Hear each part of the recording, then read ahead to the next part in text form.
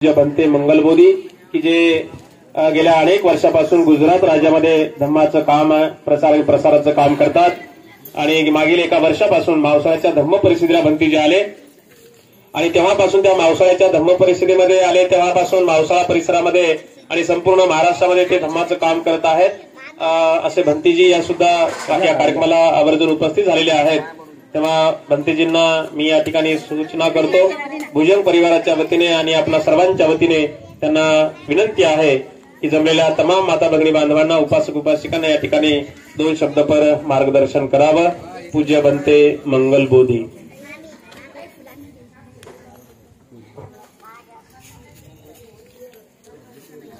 नमामि बुद्धं गुणसागरं तं सत्ता सदा होन्तु सुखी अवीरा कायो जिगुच्छो सकलो दुगंधो गच्छन्ति सबे मरणं महस्य। विश्व वंदनीय भगवान तथागत सम्यक संबुद्ध को तीवार अभिवादन। Bodhisattva Bharat Ratna symbol of knowledge doctor बाबा साहब भीमराव आम्बेडकर, जिनकी धम्म क्रांति को हम सब मिलकर आगे बढ़ा रहे हैं। यहाँ उपस्थित हमारे गुरुवर्य पूज्य भदंत एस प्रज्ञा बोधी जी, जिनके चरणों में सादर प्रणाम वंदन। यहाँ उपस्थित हमारे भिक्षु संघ और श्रद्धावान उपासक एवं उपासिकाएं। अगर कोई किसी के सामने बंदूक ताकता है और अगर बंदूक भरी होती है तो सिर्फ एक ही आदमी को डर लगता है, और अगर बंदूक खाली होती है तो 2 आदमी डरते हैं। अगर भरी है तो सामने वाला डरेगा, लेकिन अगर खाली है तो सामने वाला तो डरेगा ही, लेकिन जिसके पास बंदूक है वो भी डरेगा। आज कुछ ऐसी ही फीलिंग मैं महसूस कर रहा हूँ, क्योंकि lack of preparation is cause of depression. मुझे शाम को ही हमारे पूज्य भदंत ने बताया कि सुबह जाना है एक कार्यक्रम में, तो मैंने कुछ भी तैयारी नहीं की। तो आज मेरी भी हालत कुछ खाली बंदूक जैसी है, तो मुझे पता नहीं है कि मैं क्या बोलूं, फिर भी कुछ भी बोलूंगा आपको उसे दरगुजर करना पड़ेगा। जो भी बोलूंगा कुछ सच्चा हो सकता है, झूठा हो सकता है, अच्छा हो सकता है, बुरा हो सकता है। आपको पॉजिटिव लेना पड़ेगा। पॉजिटिविटी किसको कहते हैं हम सब अच्छी तरह से जानते हैं। अभी जब भी हम आज सुबह आया तो किसी ने लड्डू दिया था। छोटी छोटी चीजें हमें बहुत कुछ बता देती हैं, त्रिपिटक की गहन बातें बता देती हैं। लड्डू दिया था, वो लड्डू था मेथी का।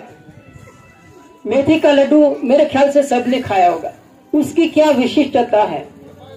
मेथी का लड्डू कड़वा भी होता है और मीठा भी होता है, और उसकी जो कड़वाहट है उसी के कारण उसकी गुणवत्ता तय होती है, और उसी जो कड़वाहट है वही उसकी मिठास का कारण है।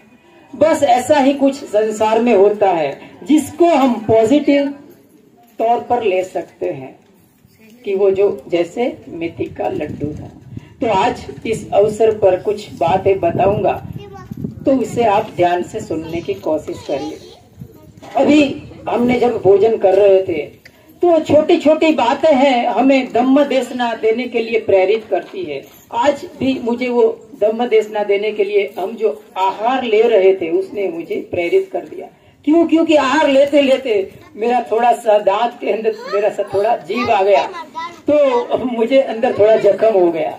तो मुझे इसी के अनुसंधान में मैं धम्म देशना के लिए प्रेरित हुआ हूँ। भगवान बुद्ध का जो धम्म है, उसकी धम्मवाणी है, बड़ी ही विशिष्ट है, बड़ी ही आश्चर्य पैदा करने वाली है। आप भगवान बुद्ध के धम्म के कोई एक सेंटेंस छोड़ दीजिए, मैं सिर्फ एक शब्द की बात कर रहा हूँ। कोई भी एक शब्द पकड़ लीजिए, एक शब्द को पकड़ेंगे आपके सामने पूरा त्रिपिटक का रहस्य खुल जाएगा। कोई भी एक शब्द पकड़ लीजिए, चाहे वो आर्य अष्टांगिक मार्ग का सम्मा वायाम हो, सम्मा सती हो, सम्मा संकल्प हो, चाहे वो 10 पारमिता का कोई भी शब्द हो, निष्क्रमण हो, शील हो, दान हो, कोई भी हो, या तो 7 बोधि के अंग में धम्म विचय हो, त्रिपिटक में से कोई भी एक शब्द पकड़ लीजिए, उसमें से पूरा त्रिपिटक का रहस्य आपको खुल जाएगा। तो आज इसी तरह से मैं 4 आहार की भगवान बुद्ध ने बात की है। इमानी चत्तारो आहारी भिक्खवे, 4 प्रकार के आहार बताया। कौलिकारो आहारो, कौलिकारो आहारो मन संचेतना, विज्ञान और पस्स, पाली भाषा है, उसे मैं समझाने की कोशिश करता हूँ। पहला कौलिकार आहार। देखिए पाली भाषा का कोई कोई शब्द है ना, बड़ा ही आसान होता है, उसे बस थोड़ा सा मशक्कत करिए, आपके सामने पाली भाषा का जो शब्द है उसका ताला खुल जाएगा। कौलिकारो, हम हिंदी भाषा में कहते हैं कौर, कौर कहते हैं ना, कौर, जिसको एक जो कौर खाते हैं, कौलिकारो आहार अर्थात कौर कौर करके जो खाया जाता है, जिसको कहते हैं सामिस आहार, जो हम खाते हैं। अभी हमने खाया जो आहार, बहुत ही प्यार से श्रद्धा से बनाया गया जो आहार था, तो हमने खाया, उसको कहते हैं कौलिकारो आहार। आहार किसको कहते हैं? आहार का अर्थ होता है जो हमारा पोषण करता है, जो हमारी पुष्टि करता है। किसकी पुष्टि करता है? हमारे जीवन की, हमारा सर्वाइवल की, हमें आगे बढ़ने के लिए प्रेरित करता है, उसे कहते हैं आहार। तो पहला आहार है कौलिकारो आहार। हम कौर कौर करके जो खाते हैं उसे कहते हैं कौलिकारो आहार। हम सभी का जीवन इसी के ऊपर चल रहा है। हम 1 दिन नहीं खाएंगे, 2 दिन नहीं खाएंगे, 3 दिन नहीं खाएंगे, 4 दिन, आखिर में मृत्यु होना निश्चित है। हाँ, तृष्णा अगर आ गई तो हमें हमारा हेल्थ खराब हो सकता है। एक जगह मुझे याद आया, हमारे उधर एक जगह लग्न समारंभ में बड़ा सा लग्न का कार्यक्रम था। उसमें सब हमारे गुरुजी कहते हैं ना, जहाँ खाना और गाना होता है पूरा बहुत लोगों को इंटरेस्ट आ जाता है। वहाँ बहुत बड़ा भोजन का कार्यक्रम था, भंडारा था और लोग इकट्ठा हो रहे थे। तो एक बुजुर्ग ने खाना खाना शुरू किया, 1 लड्डू, 2 लड्डू, 3 लड्डू, 4, बहुत सारा खाना खा लिया उसने। और हुआ यह कि वो गिर गया, आधा अर्ध बेहोश होकर गिर गया। उसको सब लोग इकट्ठा हो गए और उसको हवा डालने लगे। क्या हो गया, क्या हो गया? सबको किसी ने बताया कि उसने कुछ ज्यादा ही खा लिया है। तो पास में ही एक डॉक्टर खड़ा था। डॉक्टर उसके पास आया और उसने उसका नाड़ी वगैरह इत्यादि चेक किया और उसने अपना पॉकेट में से 2 गोली निकाला और उसको कहा कि आप ये 2 गोली खा लीजिए, अभी ठीक हो जाएंगे। तो वो आधा बेहोश आदमी कहता है कि डॉक्टर साहब, अगर गोली की जगह होती पेट में तो मैं 2 लड्डू नहीं खा लेता था।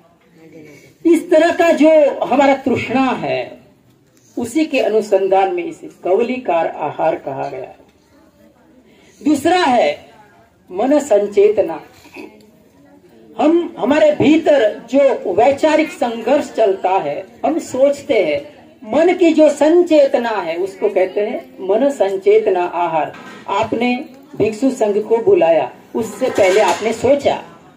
अभी जाएगा भिक्षु संघ तो भी आप सोचेंगे क्या कार्यक्रम में क्या अच्छा हुआ, क्या कमी रह गई, इत्यादि इत्यादि। तो इसे कहते हैं मन संचेतना आहार। आहार क्यों कहा जाता है? आप जानकर हैरान होंगे कि हमारा जो वैचारिक संघर्ष है उसी के कारण हम जिंदा है। आपको मैं कहूंगा तो आप कहेंगे बनते जी आप पागल हो गए, पागल हो गए। हमारा जो वैचारिक संघर्ष है, हम संघर्ष का परिणाम है। अगर संघर्ष हमारे भीतर नहीं होता तो हम जिंदा नहीं रह सकते। तो हमारे भीतर जो संघर्ष चल रहा है मन संचेतना का, जो वैचारिक एक श्रृंखला चल रही है, उसे कहते हैं मन संचेतना आहार। आहार इसीलिए कहा गया कि हमारी पुष्टि करता है, हमारा पोषण करता है, हमारी जो जीवन नौका है उसको वो धीरे धीरे आगे धकेलता है। और एक आहार कहा गया जिसको कहा विज्ञान आहार। आप याद रखने की कोशिश करिएगा, विज्ञान आहार। विज्ञान किसको कहते हैं? विशेष से पजानाति विज्ञान, जो विशेष रूप से जाना जाता है उसे विज्ञान कहते हैं। विशेष ज्ञान है उसे कहा जाता है विज्ञान, जिसको आज का जो भौतिक मटेरियलिस्टिक जो जगत है उसके साथ निस्बत नहीं है। विज्ञान भगवान बुद्ध ने हमारे शरीर में गिनाया गया 6 विज्ञान। कितने? 6 विज्ञान गिनाया है। कौन से विज्ञान है? आंख का विज्ञान है, नाक का विज्ञान है, जीवा का विज्ञान है, कान का विज्ञान है, हमारे स्पर्श त्वचा का विज्ञान है और हमारे मन का विज्ञान है। ये जो 6 विज्ञान है उसी के ऊपर हमारा जीवन चलता रहता है। हम सब हमेशा मनोरंजन देखने के आदी होते हैं, है ना। सबके घर में टीवी होगा, सब टीवी देखते हैं, टीवी पे मूवी देखते हैं और मूवी देखते देखते हम खुश होते हैं। कभी हम आंसू भी गिराते हैं, कभी हंसते हैं, कभी क्रुद्ध होते हैं। ये सब जो हमारी लागणी है, हमारी इमोशंस है, वो हमारे जीवन को आगे बढ़ाती है। ऐसा नहीं है कि सिर्फ कवलिकारो आहारो ही हमारे जीवन को आगे धकेलती है। ये जो हम सोचते हैं, जो हमारी 5-6 इंद्रियों के ऊपर जो कुछ टकराहट हो रही है, उसके कारण भी हम जिंदा रहते हैं। तो जो भी आप देखते हैं, जो भी आप सुनते हैं, जो भी आप चखते हैं, जो भी आप स्पर्श महसूस करते हैं और जो भी आपके मन के भीतर जो जागता है, ये सब जो 6 इंद्रियों के विषय है, वो सब आपके जीवन को पुष्ट कर रहे हैं, आपके जीवन को आगे बढ़ा रहे हैं, वो सर्वाइवल के लिए जिम्मेदार है। तो ये है विज्ञान का आहार, इसीलिए उसे विज्ञान का आहार कहा गया। और एक आहार कहा गया जिसको कहा पस्य, बहुत ही महत्वपूर्ण आहार है पस्य आहार। पस्य का अर्थ होता है स्पर्श।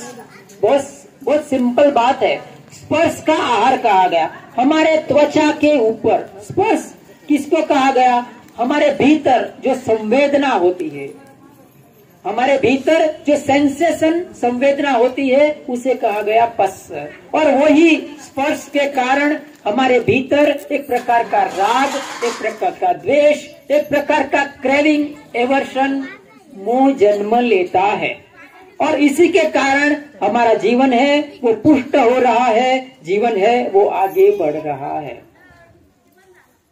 तो इसी को कहा पस्य आहार। अगर स्पर्श आहार नहीं होता, हमारे भीतर सेंसेशन नहीं होती, हमारे भीतर संवेदना नहीं होती, तो जिंदा रहना मुश्किल था, हमारा सर्वाइवल मुश्किल था। तो ये 4 प्रकार का जो आहार है, जो हमारे जीवन को धीरे धीरे धीरे धीरे आगे बढ़ा रहा है, हमारे सर्वाइवल को वो धीरे धीरे आगे बढ़ा रहे हैं। तो भगवान बुद्ध ने ये 4 प्रकार का आहार गिनाया है। और ये 4 प्रकार का आहार हम सतत सतत सतत, चाहे जागृत अवस्था में, चाहे निद्रा अवस्था में, चाहे तंद्रा अवस्था में, हर अवस्था में ये 4 प्रकार के आहार हम ग्रहण कर रहे हैं। अभी आप देखिए, अभी आप बैठे हैं, सब आसानी से बैठे हैं। बहुत सारे लोग सुन रहे हैं फिर भी नहीं सुन रहे हैं। आप यहाँ हैं फिर भी आप यहाँ नहीं है, है ना। हमारा जो मन है जहाँ होना चाहिए वहाँ नहीं होता है, जहाँ हम होते हैं वहाँ नहीं होते हैं, और जहाँ हम नहीं होते वहाँ होते हैं।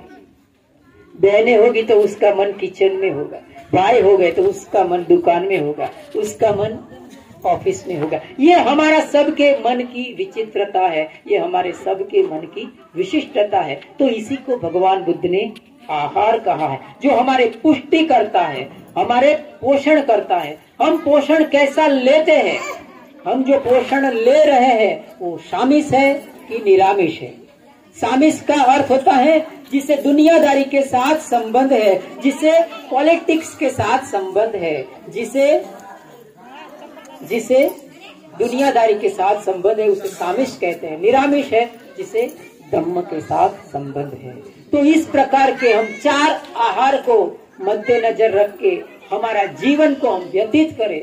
कब कौन सा आहार हमारे मन को हम दे रहे हैं, हम कौन सा आहार ग्रहण कर रहे हैं, उसके प्रति हम जागरूक हुए, उसके प्रति हम थोड़े से माइंडफुल हुए और हमारे जीवन है वो हमारे लिए, हमारे परिवार के लिए, हमारे समाज के लिए एक मिसाल बने। तो आज के इस अवसर पर, इस पावन अवसर पर मैं इतना कह के मेरी धम्म देशना का मैं समापन करता हूँ। आप सब ने बहुत ही गंभीरता से और शांति से मेरी बात सुनने की एवं समझने की कोशिश की। आप सबका बहुत बहुत धन्यवाद। इसी के साथ मैं अपनी धम्मवाणी का समापन करता हूँ। बोलिए साधु साधु साधु।